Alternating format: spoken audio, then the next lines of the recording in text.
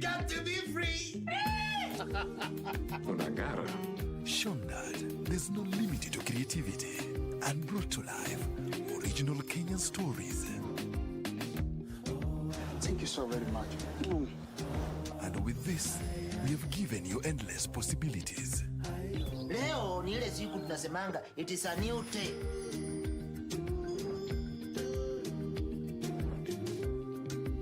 Tusawe iliyopita, tugange ajayo.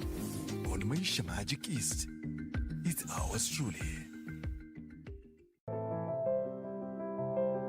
Sasa, hii ng'ombe ni yako. Asante. Hii ng'ombe itatoa maziwa mengi kabisa. Sasa shida ya school fees imeisha. Jen, chukua hii. Hebu nikuulize, hii maneno nasikia ya bima ya elimu inaweza kuwa namna gani mtu anachukua? Process ya kuchukua insurance cover yote ni rahisi. Hata niko na cover ya gari yangu. Kwanza, unajaza proposal form kama hii na uijaze wewe mwenyewe. Na kama haujui kusoma, uijaze na mtu unayemwamini. Hakikisha ile majibu umepatiana ni sahihi na ni ya kweli. Pia thibitisha insurance cover imeangalia maslahi yako.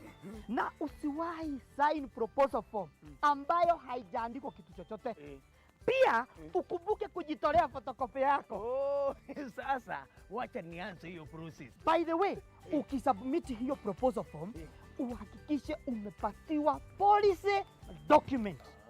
Uisome na uielewe. Hiyo ndio thibitisho ya kuwa una bima. Asante sana. Ujumbe huu umeletwa kwako na IRA.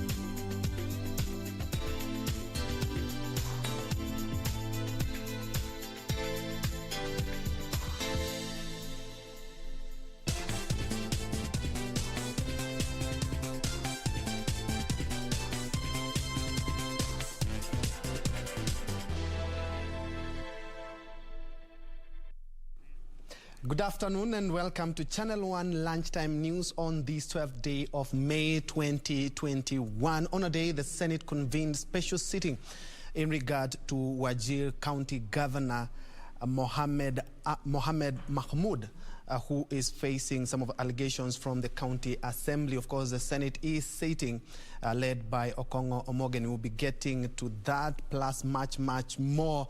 Our reporters are on the ground to make sure that we know exactly what is happening and also what is happening across the fields. My name is Ben Troy Njue and Lensa Odingo will be our sign language interpreter for this afternoon.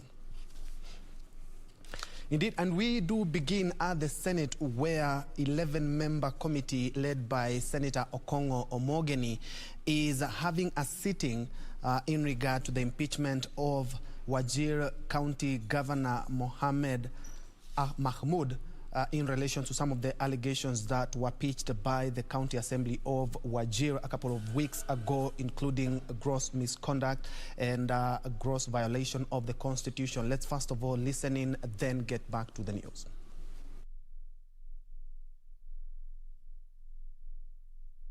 Much obliged. Thank you. Very well. I think that brings to an end that session of opening remarks. And it's now 1 o'clock. As I said, we'll retreat over lunch hour. The implication of them not having been part of the evidence before the county assembly. And we'll also give direction on the inclusion of affidavit marked as CA 7 and the issue of the motion that is pending before Wajir County Assembly. Courtesy of your taxes, there is lunch that will be offered to all of you at the main restaurant. It's in the form of takeaway, so you can take away to your respective holding rooms. I know others like Governor and Senior Council Nasir are fasting, so you will spare our tax money by not taking lunch. But the rest, you can have your lunch at the holding room. We will convene back at 2 o'clock to proceed with our ruling, and then the County Assembly can start adducing their evidence. We adjourn to 2 o'clock. Thank you.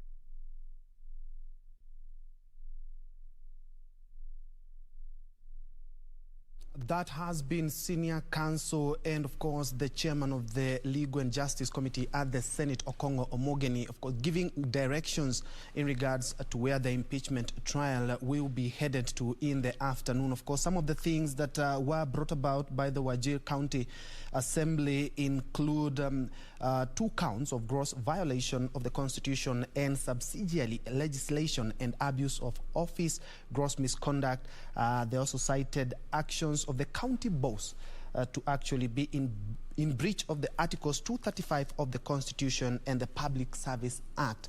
We'll be getting back to that and also the live hearing in the afternoon. And of course, in our subsequent bulletin, we'll be having a much comprehensive report on the same. Moving on, learning at Ndunguni Primary School in Makema Mbere South Sub-County in Embu County is yet to kick off after evictees from the disputed Tarda land camped in the school, occupying most of the classrooms. According to the school management, efforts to find a solution to the quagmire from the relevant authorities have hit a snag. This is Dugoni Primary School. It's school time, and in normal circumstances, the people should be having lessons at this hour of the day. But for now, the school has for days been turned into an IDP camp for the Tandalad evictees. The evictees have literally occupied all the classrooms, inconveniencing learning at the school. Sasa hii ni wiki ya 3. Swali kwa serikali, watoto wetu wamejaa hapa na hatuna mahali za kuelekea ndio watoto wetu wasome. The school management said they have been subjected to confusion because after consulting education officials in the county, they say they had no remedy to the situation. Leaders in this area are calling for immediate action by the government to address the situation because the pupils are missing lessons days after schools reopened. Najua hawa watu wanaishi hapa kwa hili shule kwa heshima kubwa, kwa sababu sisi tumewahi kufanya lile ambalo tunaweza kufanya, na wao ndio wako na jibu, na wao ndio wanaweza kuwapatia hawa wananchi jibu. Zangi said the evictees at the school are not opposed to moving out of this place, but the biggest challenge is that they do not have anywhere to move to. The evictees have urged the government to reconsider its handling stance on the matter. Kama tunaambiwa turudi kwetu, pali tulikuwa tunakaa, hata kama kumeshabomolewa, tunaweza enda kutengeneza ndio watoto watokange kwa mboma. Patricia Waithera for Channel 1 News. Elsewhere, former Samburu Senator Sami Prisa Reshore has been gazetted to replace Isaac Mwaura as Jubilee's nominated senator representing people with disabilities. In the Gazette notice dated 11th May 2021, the Independent Electoral and Boundaries Commission stated that Mwaura stands disqualified as a member of the Senate representing people with disabilities. Isaac Mwaura was expelled from the Jubilee Party on accusation of party disloyalty after he campaigned for a candidate of a different political outfit.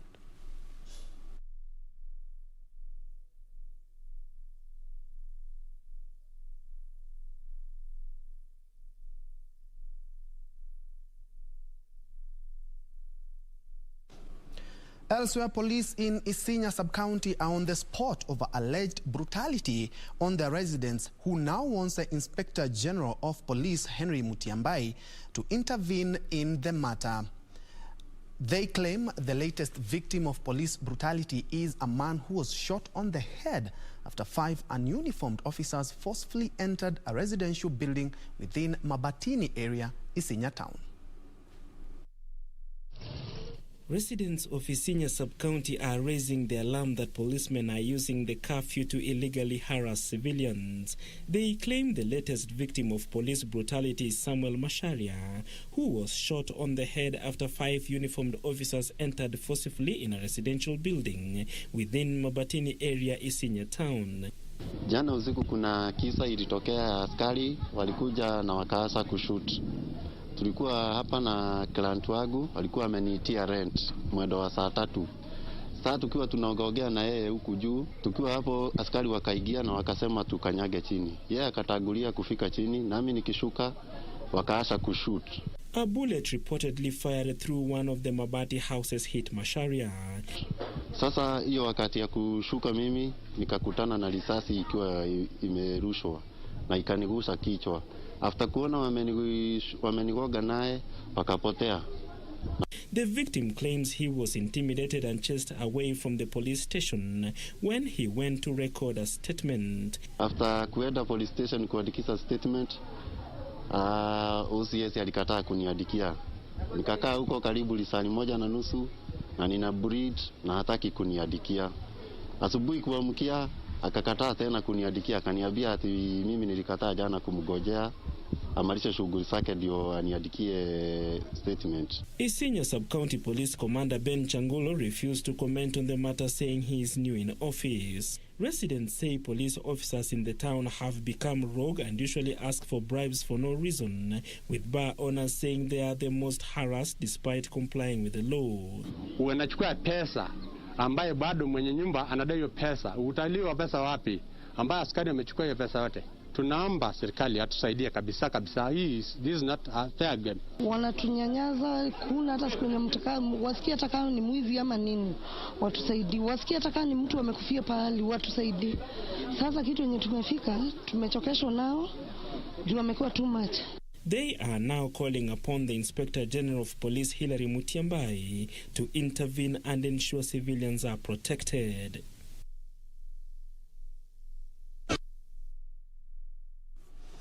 A section of maize farmers from Marigat sub-county in Baringo County stormed Marigat Farmer Society SACCO's offices, demanding their delayed payments from Monsanto Seed Company.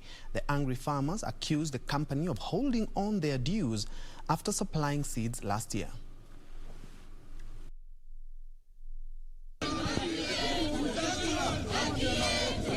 These were the scenes at the Marigat Farmer Society SACCO. The irate farmers who stormed the facility demanded payments of seed supplies from the Monsanto Seed Company. Nataka haki yetu, tulipwe pesa zetu. Imagine 27 million tunangojea na hakuna hata shilingi moja. Na tangu mwezi wa 9 tulipata. The farmers claim the company has kept mum over their dues after supplying the seeds last year. They now claim that their kids are yet to join their colleagues in school due to lack of school fees. Watoto wetu wote wako nyumbani. Tunaomba serikali utufuatilie pesa hizi ili tupate pesa yetu na watoto wetu waende shule. The society members met last week with Baringo South leadership to deliberate on ways to address the delay, but it seemed the farmers won't receive the money anytime soon. Patricia Wedera for Channel 1 News. Moving on, landowners adjacent to the proposed Ruiru 2 dam in Kiambu County are living in fear of eviction by the Athi Water Services and the National Land Commission despite having donated the land for the project. The locals at the same time faulted the National Land Commission over land compensation. At least 300,000 people will benefit from the project, which was launched in 2012 by the Athi Water Service Board, the organization in charge of water management.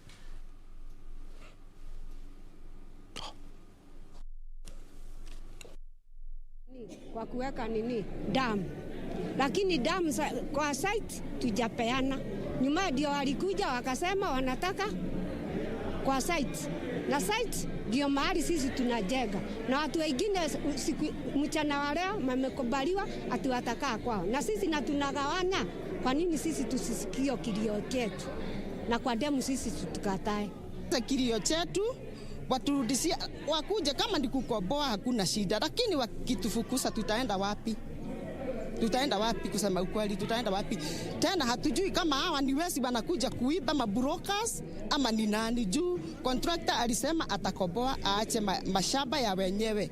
Lakini Hawa wanakuja hawa wakina Adhiwata na Rad wanasema ati serikali haikoboi mashamba, yeye ni kununua, wananunua. Na Adhiwata Works ikakuja ikachukua hiyo damu na ikapatiana kwa Nairobi Water and Sewerage Company huko Nairobi County, na watu wa hapa Kiambu hatuna hata tone. Wale ambao wamezingira hiyo damu hawana maji, wanalia. Sasa tunajengewa ingine, inajengwa ingine Nairobi, Ruiru Dam 2 ambayo itapeleka maji pia Nairobi, na watu wa hapa hawana maji. Sasa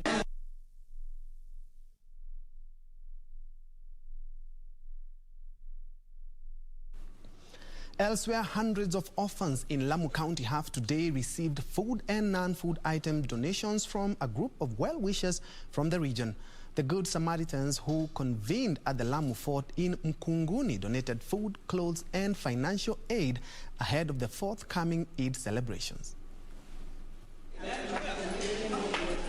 Businessmen, well-wishers and stakeholders joined hands to donate food and non-food stuff to orphans in Lamu County. The 220 beneficiaries received donations worth 1.5 million shillings. This as the Muslim community gears up to celebrate the end of the Ramadan season. Tukajipanga sisi na grupu zetu na ndugu zetu wanawake na ndugu zetu wa kiume kuungana kufanya mchango. Bahati nzuri tukapata pesa 125 na pia tukapata support kubwa sana kwa ndugu zetu mbalimbali. Ndio tukafanya mpango kuwasaidia hawa mayatima leo ambao tunawasaidia.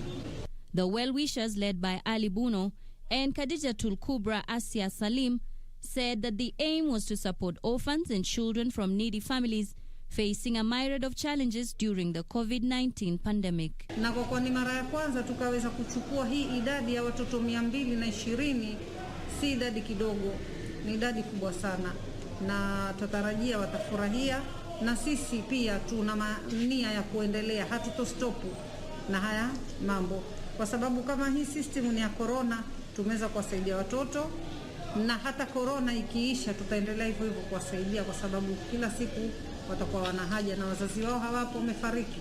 Kwa hiyo ni jukumu letu sisi wanajamii kuangalia hawa watoto. For Channel 1 News, Amnesty Imano Okoth. At about 15 minutes past the hour, you're taking our first break. But when we come back, we'll be having a very interesting conversation on medical insurance, and especially now that we have COVID-19 with us to stay. And of course, I'll be joined by Lillian Quimba, who is the Executive Director at Royal Associate Insurance Brokers. So don't go too far. We'll be right back.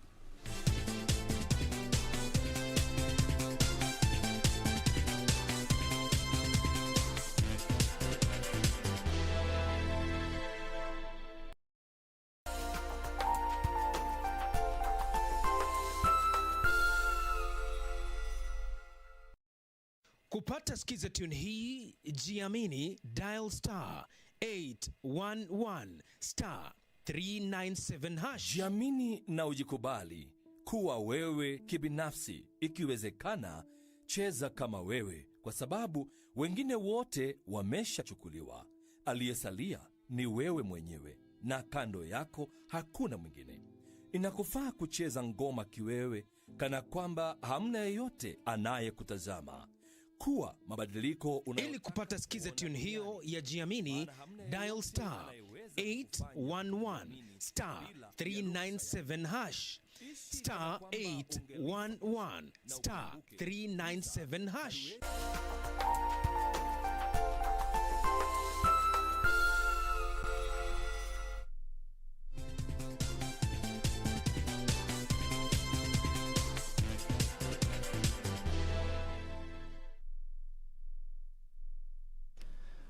Welcome back. The National Council of Churches of Kenya is urging residents of Samburu County to coexist peacefully and in unity in order to avoid intercommunity conflicts that lead to insecurity in the area. NCCK South Rift Chairperson Reverend Canon David Lebalier said residents have the power to help maintain harmonious living. Kenyans have been asked to shun political and tribal differences among themselves and instead live in peace during political campaigns, and especially as the country prepares for a referendum and next general election.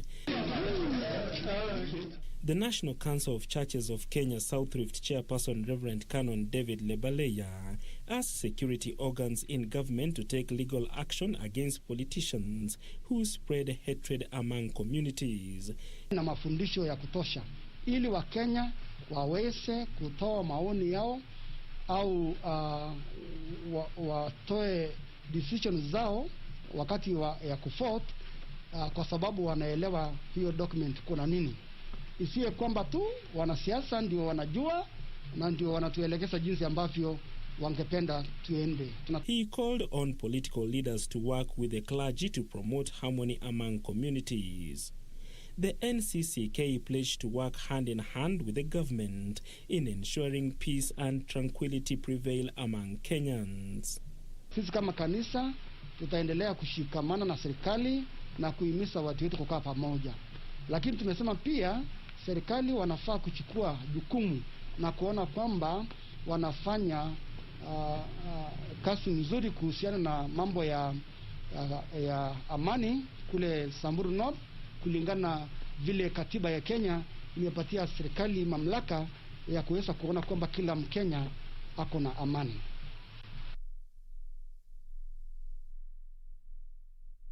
Further afield, Israel has declared a state of emergency in the central city of Lod after rioting by Israeli Arabs as conflict between Israeli forces and Palestinian militants intensified. Cars have been set ablaze, rockets and missiles launched, and lives have been lost. Palestinian militants fired hundreds of rockets deep into Israel while Israel carried out heavy airstrikes in Gaza. At least 40 people have died in some of the worst violence in years. Israel's military says it's targeting militants in Gaza in response to rocket attacks on Jerusalem and other areas. More than 1,000 rockets have been fired towards central and southern Israel by Palestinian militants since Monday evening, when hostilities suddenly escalated, the Israeli army said. The Palestinian militants said they targeted the Israeli city of Tel Aviv after an Israeli airstrike demolished a tower block in the Gaza Strip on Tuesday. A second tower block collapsed in the territory after another Israeli strike. Residents were warned to evacuate the 12-story Jalwara tower. However, health officials say there were still civilian deaths. More than 200 rockets were fired at Tel Aviv and Beersheba after the tower attack.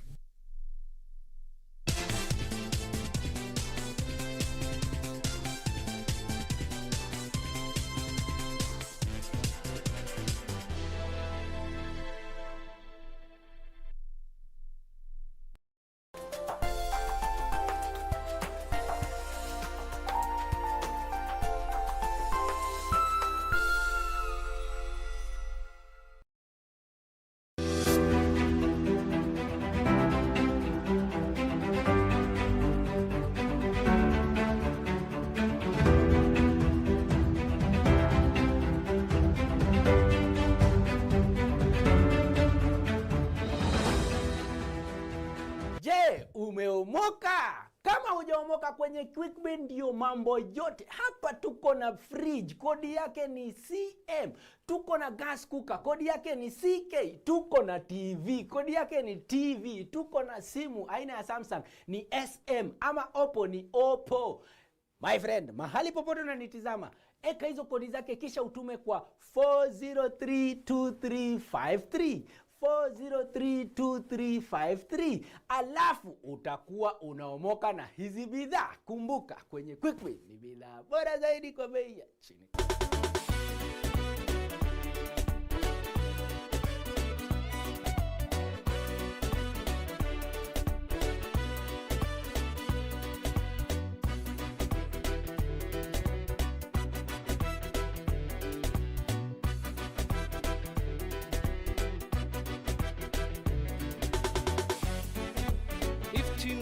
FM ilayska umada.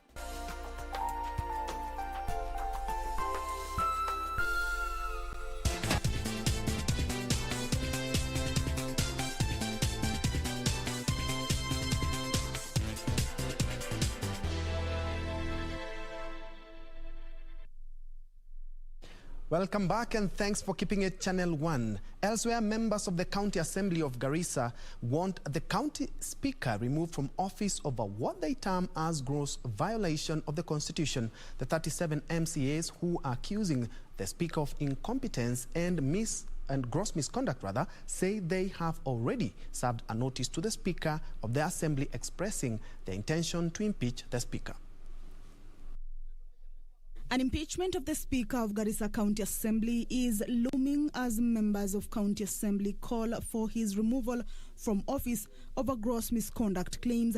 Led by Malmin MCA Mohammed Adan, who is the mover of the motion, the MCAs signed the petition. We, the undersigned members of County Assembly members, have officially filed a notice of motion by way of impeachment in accordance with the Constitution of Kenya 2010. On the following grounds: A, gross violation of the Constitution or any other law, incompetence, gross misconduct, and abuse of office. Ni leo ambayo tumeamua tukapeleka hiyo nia kwa clerk wetu wa hapa assembly ili atusaidie kuhakikisha tumefuata utaratibu wa kuondoa huyo speaker. The MCAs have, however, dismissed claims that the motion is clan or politically linked. The MCAs have planned to table the motion next week at the expiry of the 7-day notice, even as they assured members of the public that business at the assembly shall not be disrupted. Ya kwamba hiyo siku ambayo tutakuja kutoa, tunataka tuhakikishiwe usalama na duria ya usalama imeshikiliwa maanani. Manake sisi tunatekeleza wajibu wetu kama wakilishi wa wadi. According to House procedures, after the motion, the Speaker will be given 10 days to respond to accusations. Early last year, a section of MCAs started the impeachment process of the Speaker, which flopped after failing to garner enough numbers.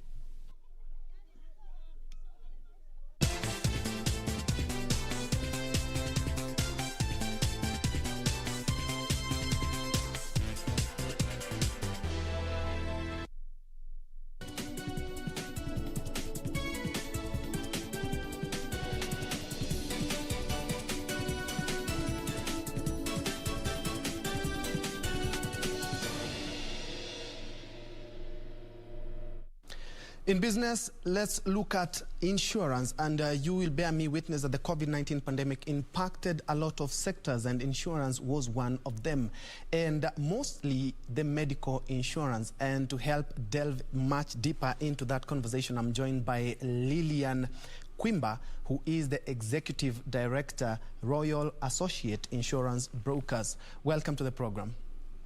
Perhaps you can start by telling us what exactly do you do at Royal Executive Associate Brokers? Thank you, Ben, and good afternoon, viewers. My name is Lillian, as he has already introduced, working at Royal Associates Insurance Brokers as an Executive Director. Now, Royal Associates Insurance Brokers, briefly, is one of the leading insurance broking firms around. Of course, with the clout and connection of a big player, and having been established with a team of experts who came together with a wealth of experience of so many years around the industry. And that tells you that we have the expertise and we have whatever it takes to come up with innovations and to come up with ways of dealing with issues that have really hit us around here. Of course, our main business is centered around technology. We leverage on technology and innovation because of the world around us and because of the challenges that are facing us today, right? Yes. And how has the COVID-19 pandemic impacted medical underwriting? Because we know very well that most of the companies did not offer insurance for pandemics prior to the onset of the COVID-19 pandemic. Yeah, true. This being a pandemic, it tells you that it would not outrightly be insured just like that. It is something that required a lot of surveys, a lot of, we had to do a lot of work and to come up with some package that would suit the environment as it is. Of course, a lot of insurance companies, even today, are not able to provide this kind of insurance. But we are here at Royal Associates, as Royal Associates Insurance Brokers, to tell you, because of leveraging on technology and understanding the needs of the society around us, we have come up with a product that is really, really friendly to all of us, that can give you cover, especially these, everybody's asking about COVID-19. When you talk about insurance, medical insurance, the first questions that comes to everybody's mind, am I covered for COVID-19? And I'm here to tell you, yes, our cover will provide that much needed service, that much needed cover, healthcare cover for COVID-19. I'm quite sure everyone who is watching would like to know, or to put figures into your speech. Exactly, roughly, how much are we talking about when you talk about you are insured against COVID-19? All right, to start with, you need to take the primary cover. Of course, you need to have been insured on the primary cover. And now we have different levels, ranging from 500,000 to 5 million. A level of 500,000 inpatient cover. This is an inpatient cover, and that doesn't mean that we cannot do an outpatient cover. But we have looked at the needs of the society, and we have looked at the ways everybody is running around. Like today, you wake up, Ben, and you find yourself, you've been added on a number of WhatsApp groups. Yes. People are raising funds because their relatives are in hospital, they are in hospital, and they need money to take care of the hospital bills. That is where Royal Associates is coming in. We've been hit by this pandemic. We've been involved in a lot of WhatsApp groups. And after that, it gave us a thought. What can we do about this? How can we help the society to get something at least to take care of them at this much needed, important time? So we have a cover. If you take a level of inpatient cover of 500,000, at a premium of just 16,600 for a whole year, we are going to take care of you. 16,000 every year? 16,600. Roughly to take care of 1,000 a month. In fact, about 1,000 shillings per month, which is really affordable to most of the Kenyans. Look at the way we spend money, and especially like over the weekend, we spend a lot of money on things that are not very, very necessary. If we look at that money and put it together, it's actually, you can afford, anybody can afford 16,000 for a 500 cover. It goes on and graduates up to 1.1 million, 2.5. It goes up to 5 million. And at 5 million Kenya shillings for an individual, you can only pay 35,000. And you can be able to go to a hospital where you'll be taken care of for all incidents, eventualities, be they accidents, illnesses, including the COVID. So we're here to tell you, please don't don't suffer in ignorance. And even if you have an insurance, I know a lot of us could be covered where we're working. We have the corporate insurance. Yes, you have that. But behind you, you have a whole lot of people. You have your relatives, you have your brothers and sisters, you have your parents. And let me tell you, for this cover that I'm talking about, the age limit will range from a newborn baby, full-time newborn baby, up to 70 years. And if you've been on cover before 70, we'll even cover you up to 75 years. Okay. So that means nobody should die because of not medical insurance. Yes. We've made it so easy that you can actually be able to access it. You can find it anywhere. You can find it with us, and we'll talk about it. I'm here to tell you, please don't let your relatives die. Don't let them be desperate because of not affording healthcare insurance. Yes, of course, the COVID-19 pandemic came with a lot of things, but something that was really noted is that our washing of hands, our keeping social distances, of course, and embracing cleanliness has reduced the number of visits in hospitals for other diseases other than COVID. How has this affected the claims when it comes to medical insurance? Yes, of course, it's true. Ben, I want to tell you, there are a lot of people who are suffering in the houses because they don't want to go to hospital. How will they pay the bills? People are suffering, people are sick.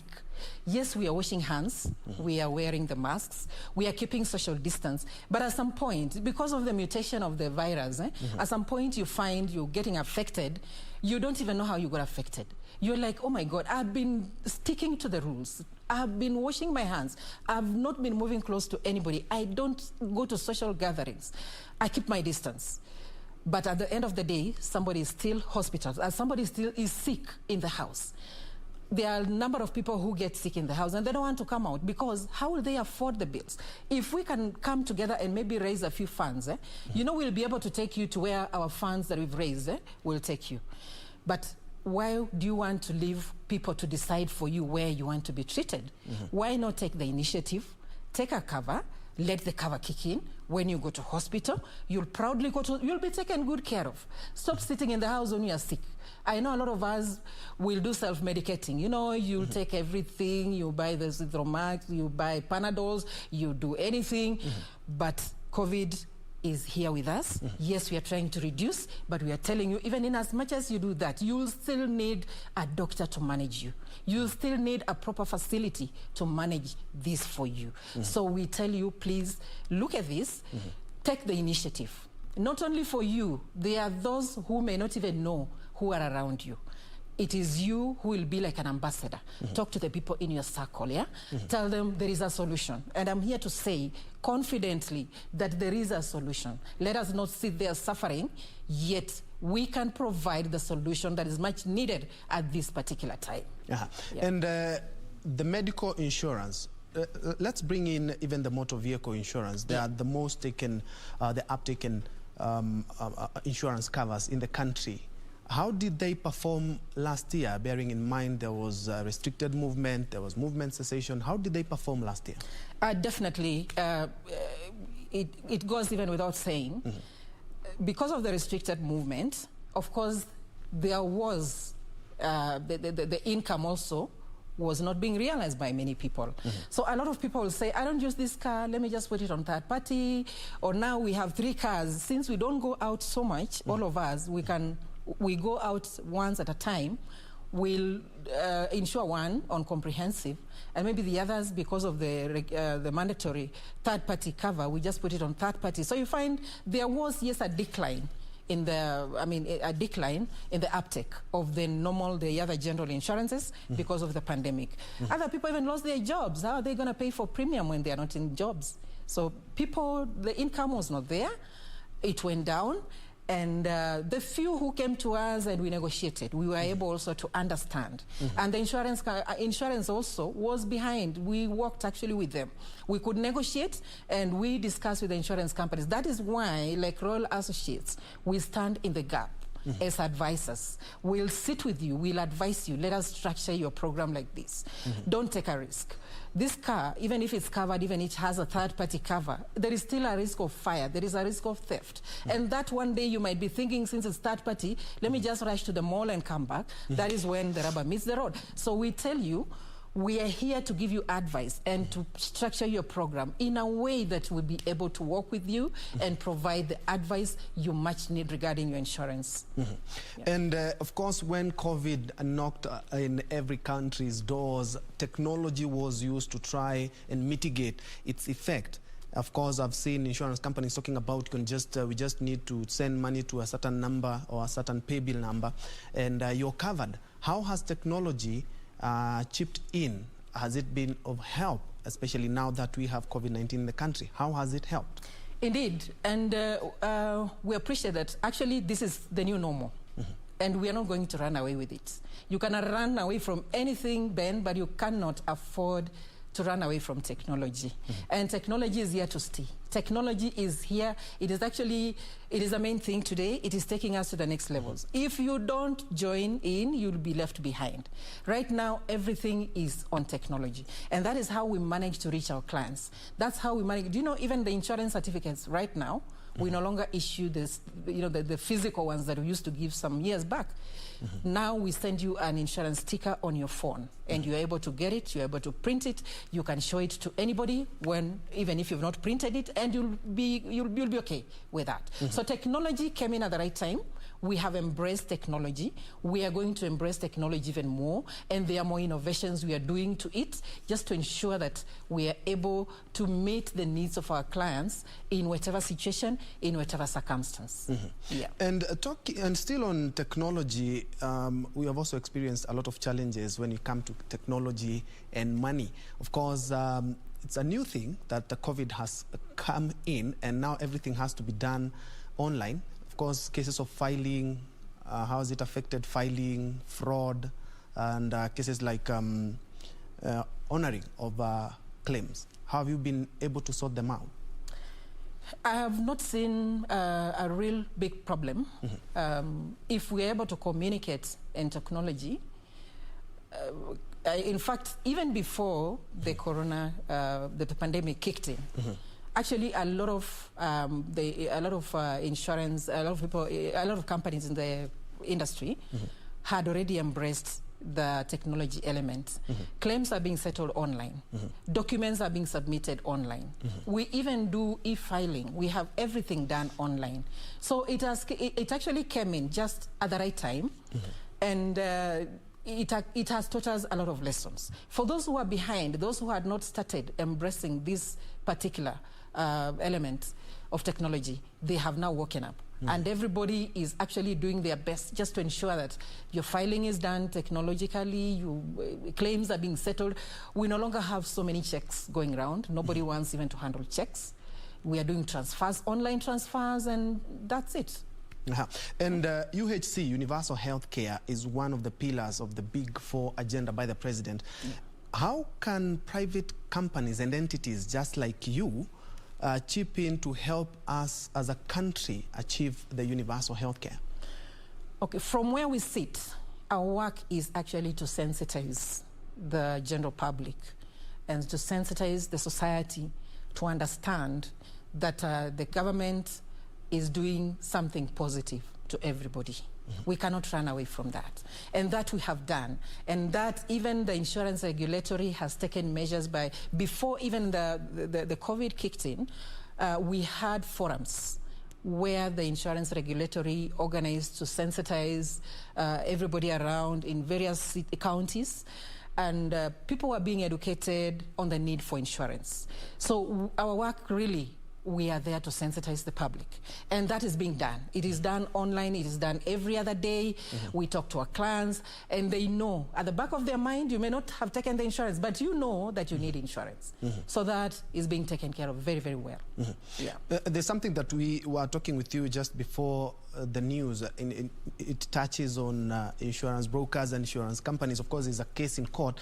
But from your view, you have been in the insurance industry for a while, where you find brokers take a lot of time to actually submit or remit the money to insurance companies. So when you have an urgent insurance need, the companies kind of sometimes tell you now we cannot honor this because we haven't received the money from a brokerage firm. What do you think should happen? Should we perhaps be paying, you talk to the broker has his percentage, and then you pay directly to the insurance company? Or what is your take on this? All right. This being an issue that is in court at the moment, I wouldn't want to comment so much. But what I know, what I can advise, or what I can say is, insurance is cash on delivery. You know, you pay, and then you cover is effected. And we always tell our clients, in as much as yes, we are there as your intermediaries, and we can negotiate for a staggered payment. We can negotiate for understanding between us and the insurance company. It is important for you to understand that insurance needs to be paid upfront. Now, yes, there are incidents, how the case came up, there are incidents where money has been paid to the brokers at some point, and so and other times it's paid directly to the insurance company, but that is something that is being discussed on the best forum, on the best way of how the payments should be done. But yes, the insurance company needs to receive the premium upon inception of cover. We have our own agreements between the insurance company and the brokers, but the bottom line is premium needs to be paid at inception of the cover. Yeah. Indeed. Your final words and advice to Kenyans when it comes to insurance, and more specifically now, the COVID-19 on medical insurance. All right. What I can say, insurance is your responsibility. Long gone are the days when we used to wait for the society or my brother, my sister, my auntie to take care of me when I'm sick. Today, I'm here to tell you that insurance is your personal responsibility. And your health is your wealth. Take care of your health. so that you can enjoy even you can enjoy the investment that you have right now. We take care of the investments, we do a lot of investment and put a lot of money in ensuring the investment. But then we forget that we need to be healthy for us to enjoy the proceeds of that investment. So my take is your health is your personal responsibility. Don't wait for the community to decide where you'll be treated. Don't wait for the community to take care of you when you're having fun today, and then tomorrow you'll be asking the community to come together to do a harambe for you. Your insurance is your personal responsibility. Take initiative today. It is not too late. Today is the right time. Talk to me, take your insurance. And as I conclude, maybe I would also want to share, Ben, our contacts. Our head office is located at Dig Dig Gardens in Kileleshwa, Nairobi. We have a branch office to take care of the Lower Eastern. We have a branch office in Machakos, just right opposite the Machakos Stadium. And to take care of the coastal region, we have a branch in Mombasa on Links Road. We have a branch to take care of the Greater Rift Valley area. We have a branch in Nakuru. We also have an office in Rwanda. And you can find us on our Twitter handles, on Instagram, on website. We are all over. Please talk to us. We'll get in touch with you. Email us, text us, info@royalassociates.co.ke. And we'll be able to respond to you and take you through the medical insurance cover. Thank you. I have been speaking to Lillian Kwimba, who is the Executive Director at Royal Associate Insurance Brokers, touching on insurance and more specifically medical insurance. Remember, your health is your wealth. Thank you so much. And of course, you have taken 2 or 3 notes of actually something that can really save your life, not only help your life. Thank you so much. Moving on, the Nairobi Securities Exchange is, okay, it's not, I'll take that again. The Nairobi Securities Exchange is encouraging firms and investors to tap the various innovative products on the platform. Addressing a webinar, NSC Chief Executive Godfrey Odundo singled out the unquoted securities platform, which he says is a soft landing for companies intending to list on the main segments in future, since the listing requirements are heavily relaxed. Here are the details of this and other stories in our corporate briefs. In mid-December last year, the Nairobi Securities Exchange launched the Unquoted Securities Platform, a market infrastructure aimed at facilitating the trading, clearing and settlement of securities of unquoted companies. 5 months later, the platform just has 2 listings. The boss is encouraging investors and firms to consider the Unquoted Securities Platform to take advantage of relaxed listing rules and requirements, including no listing fee. NSC Chief Executive Godfrey Odundo sees the Unquoted Securities Platform as a soft landing for firms keen on listing on the main segments in future. And according to the latest PwC Africa VAT report, operationalization of the African Continental Free Trade Area Agreement has created opportunities for economic recovery and the development of our powerful economic trading bloc. In the midst of the gloom, the Africa Free Trade or Africa Continental Free Trade Area presents us with an opportunity that allows us to rethink how we restart our economies, how we rethink our economies, and how we reconfigure our economies into the future. Dob Kabochi, PwC Africa Indirect Tax Leader, says governments are under pressure to collect taxes to provide for their populations. So we focused on countries that have sought different ways of varying their VAT regimes, their customs regime, or even the excise duty regime to enhance their revenue collection. AFCTA has helped actualize the long-standing intention of increasing trade among African countries. The report indicates a shift by a majority of African countries to prioritize enhanced tax compliance as a way to address tax revenue shortfalls and protect the existing tax base from global shocks precipitated by the COVID-19 pandemic. Finally, InterSwitch Group has rolled out How2Pay, a secure digital payment disbursement solution that enables financial institutions, including banks, SACCOs, and digital lenders, corporates, and government organizations make mass payments to multiple recipients and beneficiaries at the click of a button. A product like How2Pay is perfect for a period like COVID or when you have any kind of a crisis. Why? because you could be sitting at home and making payments of your salaries to your staff from the comfort of your house. And therefore, if your staff are unable to go to the bank to collect, money or to make those transfers or get to the office, they can do it from the comfort of wherever they're located. So the people who are authorized to make the payments can do that without any hassle whatsoever. Romana Rajput says the system automates existing manual payment processes, helping organizations initiate, review, authorize, and monitor payment processes with minimal human intervention. Regina Manyara reporting for Channel 1 Business. Further afield, Toyota Motor Corporation expects operating profits to increase 14% to $23 billion this year as it shrugs off a corona sales slump and a chip shortage that has hindered other car makers. The world's biggest automaker by vehicle sales expects renewed demand in the United States, its biggest market, to drive its recovery, and forecast overall sales to grow 6.4% to 10.55 million vehicles this year. Details of this and other stories in our Global News Roundup. Toyota shares reversed course to rise 2.1% after the results on Wednesday, contrasting with a 10% tumble for rival Nissan, whose guidance disappointed investors. Toyota surprised rivals and investors last quarter when it said its output will not be disrupted significantly by ongoing chip shortages, even as Volkswagen, General Motors, Ford and Honda have been forced to slow or suspend some production. Analysts have said Toyota has so far been largely unscathed, likely due to its chip stockpiling policy. Elsewhere, U.S. motorists have been urged not to hoard fuel as supplies tighten due to a major pipeline remaining shut after a cyber attack. Some drivers in the southeast were seen stocking up as petrol stations began running dry and prices rose. The average price for petrol was the highest on Tuesday since November 2014 at $2.98 per gallon, which has seen North Carolina, Virginia and Florida declare a state of emergency.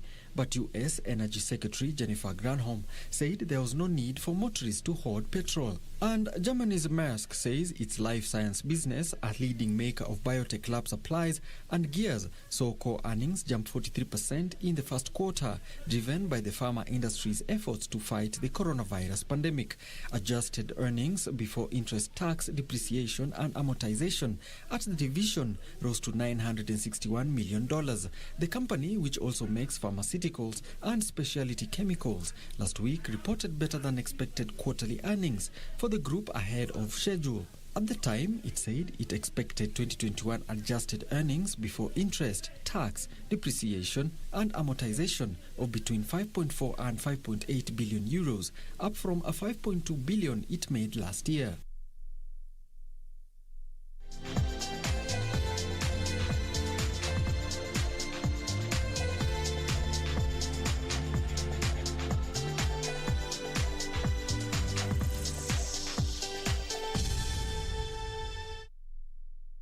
Time to play. We begin with basketball, where the Miami Heat secured a playoff spot with a 129-121 win at the Boston Celtics that all but condemned the Celtic to the new play-in tournament. Miami's 10th win in 13 games moved them into a tie for 5th in the Eastern Conference. Meanwhile, the Los Angeles Lakers kept their playoff hopes alive with a 109-99 victory against the New York Knicks. With LeBron James again absent through injury, Talen Horton-Tucker stepped up to hit the match-winning three-pointer. The result leaves 7th-placed Lakers within 1 place of the Dallas Mavericks, who lost 133-104 to the Memphis Grizzlies. In that way. However, Hero, look out. Ariza going to the bucket. Good defense by Missed him. Quick hands on the part of Nunn, and he gets two. And Celtics, we watch it here.